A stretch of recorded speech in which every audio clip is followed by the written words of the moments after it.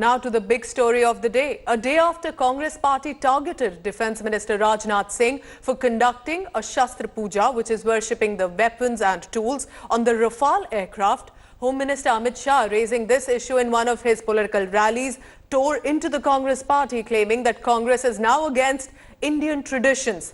He has said, and I quote, Defence Minister Rajnath Singh performed the Shastra Puja as per Indian tradition, but Congress is not happy with that. Why is Congress opposing Indian traditions?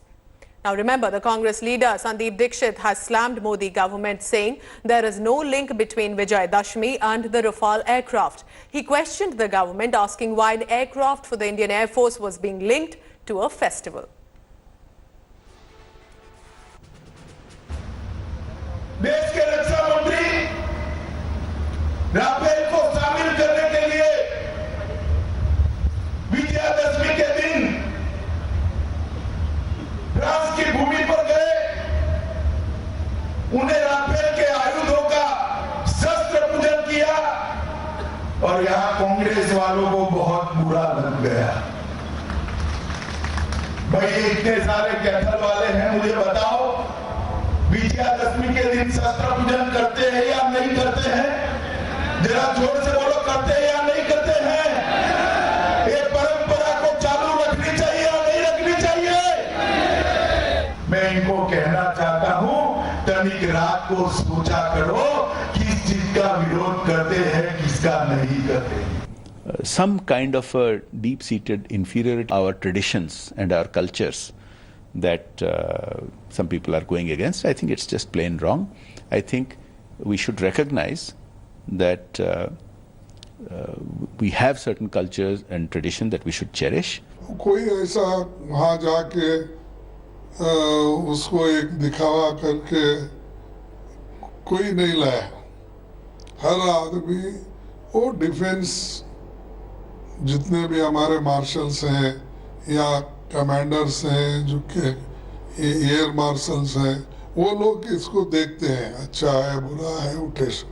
ये लोग वहाँ पर जाकर show करके बैठ के उसके अंदर वहाँ जाने के, वो डिलीवरी तो नहीं हुआ अभी, डिलीवरी होकर यहाँ आना अभी 6 महीने लगते उसको। भारत अपनी संस्कृति के अनुसार चल रहा है, ये मूलतः भारत की संस्कृति के विरोधी हैं। कांग्रेस के मित्रों को मैं बताना चाहता हूं कि भारत की संस्कृति को रखते हुए हम राफेल की शक्ति को अपने सेना को दे रहे हैं। मूल समस्या ये नहीं है कि कांग्रेस के मित्र हमारे उस नींबू और ओम से परेशान हैं। मूल है ये राफेल आने से जो भारत की सेना शक्तिशाली हो रही है, इनको उससे परेशानी हो रही है। अभी तो सरकार का है, सरकार ला रही है उस चीज़ को, उन्होंने खरीदा है, उस चीज़ को ला रहे हैं। सरकार वहाँ पर अब शस्त्र पूजा कराएं या अस्त्र पूजा कराएं या उसको पूरे नाटकीय अंदाज में लाएं, ये तो उनके ऊपर है। Listen in now to what Sandeep Dixit, the Congress leader, had commented over the Shastra Puja. What is this thing of the defense minister receiving it? I think the defense forces people should be receiving it. It's just another weapon that you are buying. Also, this whole religious context of Vijay Dashmi and the Rafale aircraft doesn't match. It's a festival that all of us celebrate.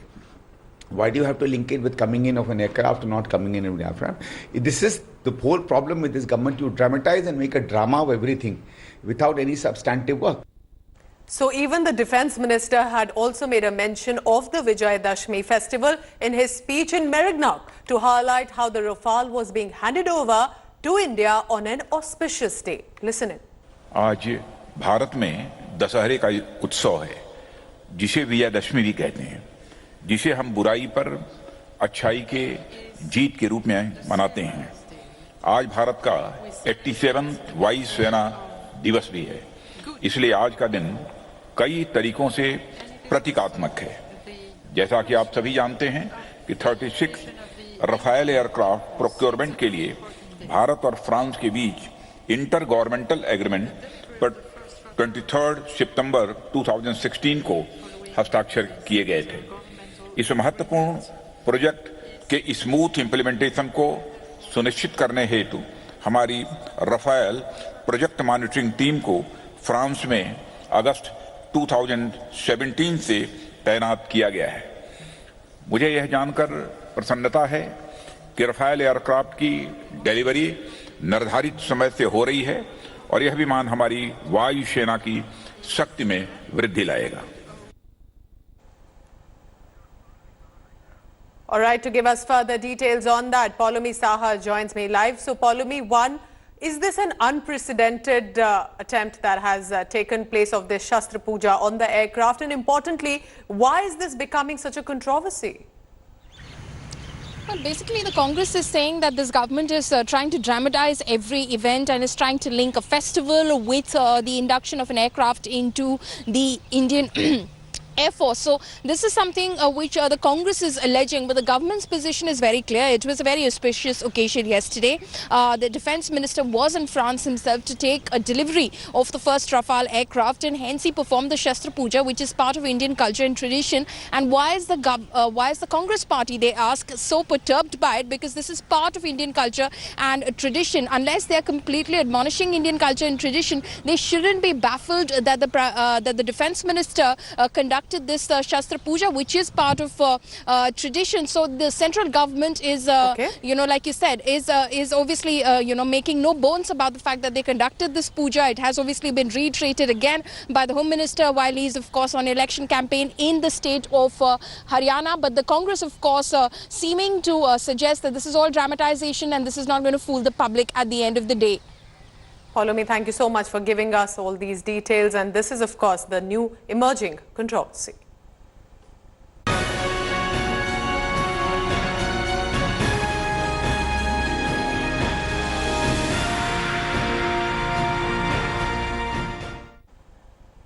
And the big day coming up, Chinese President Xi Jinping is all set to visit India from 11th and 12th October for his second informal summit with Prime Minister Narendra Modi after Wuhan last year.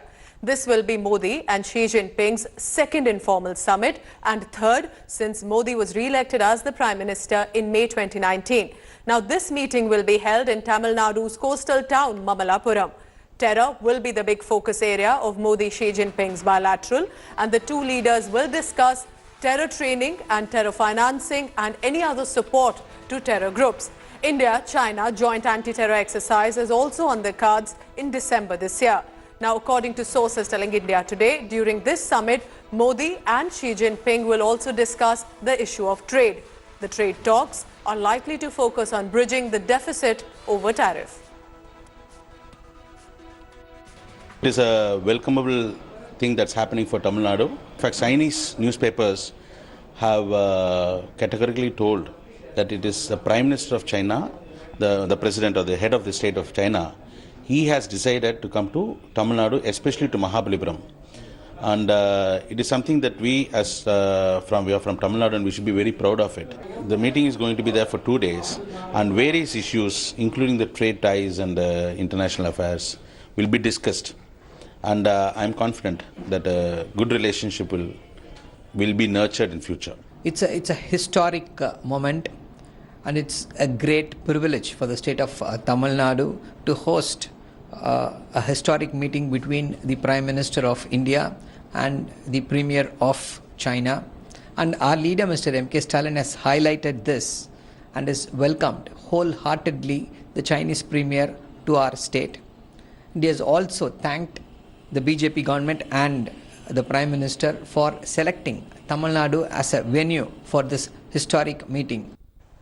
And joining me from the coastal town there in Tamil Nadu is our Foreign Affairs editor, Geeta Mohan. Geeta, clearly by the beach, enjoying the location, but also tell us how significant will this be? All eyes will be on this very crucial meeting, Geeta.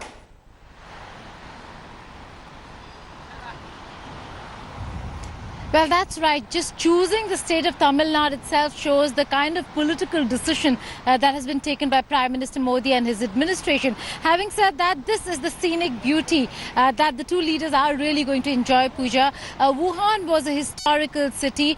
Prime Minister Narendra Modi also wanted that the second informal summit should be in a city of historical importance, not just to India, but to India-China as well. The Chinese scholar Sheng was because here in Tamil Nadu, there's a lot of exchange and connectivity when it comes to the historicity and the academic part of how students have studied and cultures or for that matter academic notes have been exchanged between the two countries. Having said that, this comes at a time when India and China have not had the best of ties. There are niggling issues between the two countries, and those areas of problems, be it the border question or for that matter the trade deficit that India and China have, these are areas that are going to be discussed between the two countries. On Kashmir, India's stand is very clear, and the Chinese Foreign Ministry statement on Kashmir is a very significant one, where this time around, just yesterday, they said that it's a bilateral issue and will have to be resolved bilaterally between India and Pakistan. So just ahead of the talks between the two leaders, the statements coming from Beijing certainly are positive notes that China is trying to make to ensure that the trajectory is on the right direction, that they are on the right trajectory. And of course, though an informal summit, but with the best view possible there by the beach. Thank you so much, Geeta. I'll come back to you shortly for all the other updates. Meanwhile, China has shifted its stand on the Kashmir issue ahead of Modi and Xi Jinping's meeting. In a snub to Pakistan, China has said that Kashmir is a bilateral issue between India and Pakistan. Interestingly, this comes as Imran Khan is presently on a visit to China. The statement of its all-weather ally, so to say, has left Imran Khan isolated, clearly also perhaps humiliated on this issue. Now, China's course correction on India's move on Kashmir has also reference with a dejected man as the Prime Minister of Pakistan. And clearly at this juncture, even attempting a nuclear blackmail and threatening a terror attack in India has not really been able to, with other nations' narrative being bought. China has been a long-term ally of Pakistan, but also now realizes that Pakistan, being host to the largest number of terrorists in the world, is a serious problem. China itself has similar problems. This is a very welcome step that China has taken. I think it augurs very well for the summit meeting that is now being planned between our Prime Minister and the Chinese President. I think the important point here is that China has returned to its old policy. Secondly, China realized that international support is not available for the status change in the location, but that the concerns in the international world relate more to the humanitarian rights issue, where itself China is under attack by the United States. This is a good thing from our point of view, and we hope that the Chinese position will remain along this track, and hopefully it will have some impact on Pakistan to stop some of its harmful activities in J&K. All right, to give us all the live updates, Gaurav Sawant has been there in Mamalapuram. Gaurav, you are there in that town. What are the arrangements and the preparations there? And it is already a festive season. Take us through what exactly is expected. And of course, all eyes will be on the Kashmir issue, and Pakistan will be watching.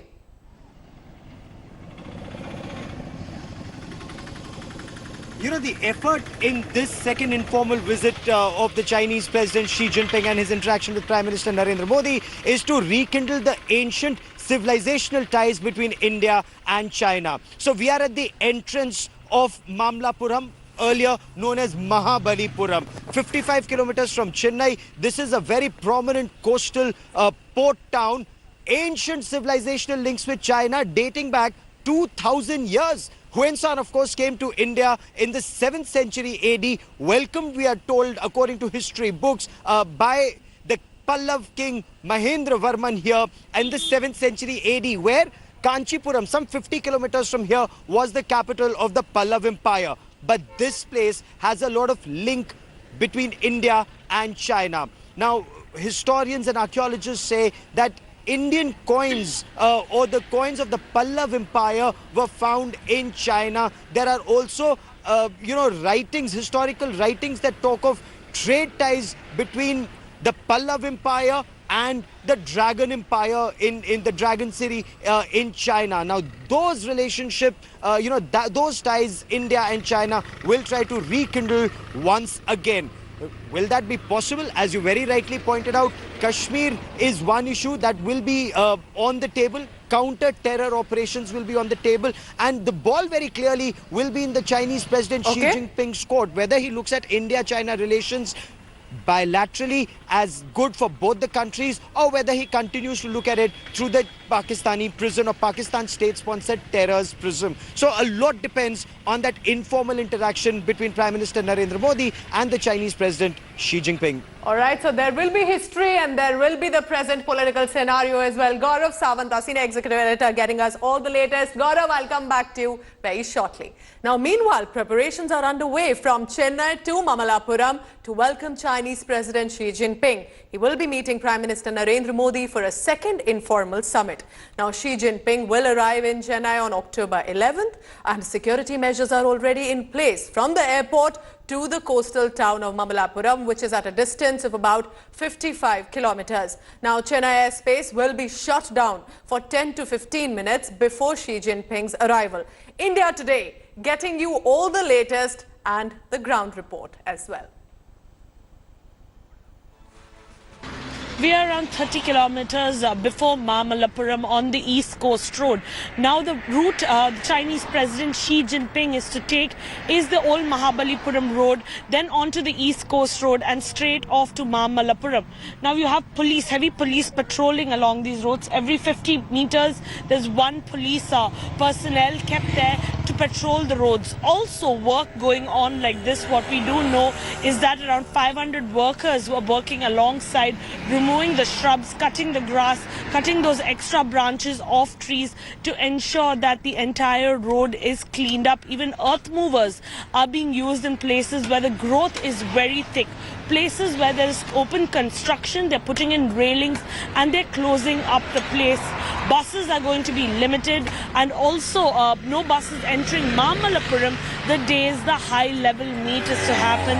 As of now, tourism also has been temporarily suspended. Tourists can enter Mamallapuram, but they cannot enter the monuments that the Indian Prime Minister and the Chinese President will be visiting.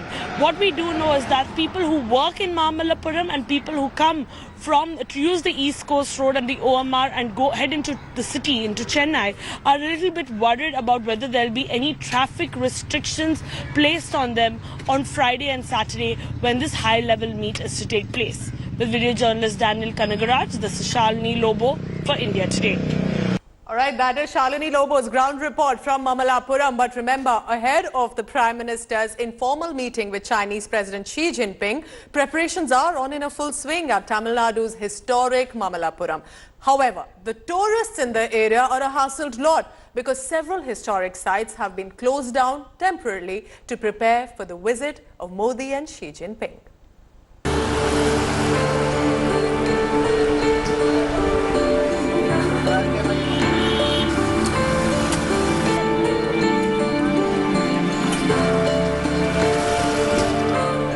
Tamil Nadu's Asian port town, Mamallapuram is all decked up for the high-profile India-China summit. With the second informal meet between Prime Minister Narendra Modi and Chinese President Xi Jinping scheduled this weekend, the entire region is under a thick blanket of security. Officials have even suspended entry to heritage sites till the completion of the VVIP visit. The restrictions have come as a dampener for tourists who have come all the way from different parts of the country. We are actually really disappointed that we came all the way from Kolkata, then Puducherry. Then we have come 2 hours travel from Puducherry to Mahabalipuram. Then we are coming here, no prior notice, nothing at all. And now it is closed. We are utterly disappointed. The monuments here being spruced up ahead of the high-level meet, but unfortunately temporarily suspended for public viewing. That's what the circular here states. From the 8th of October till the completion of the VVIP visit, these monuments are closed out for public viewing. Local residents, however, see long-term benefits from Xi Jinping's visit. They feel the high-profile summit will boost tourism in Mamallapuram. And inside the road, making new roads and everything is clean. It's now so happy people come to see. Now it's 2-3 days after I hope his businesses will be growing is very big. Current electricity 4 days